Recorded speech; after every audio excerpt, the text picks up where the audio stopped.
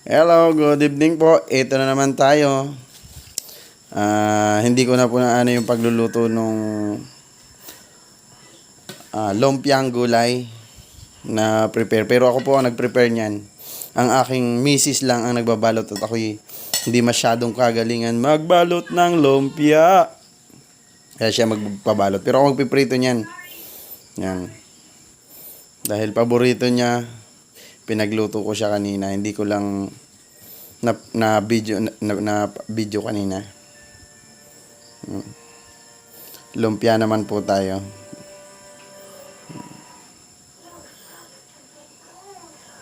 Si Mrs. po ang nagbabalot. Ako po ay tamang panood lamang. At mamaya ako naman ang magpiprito niyan.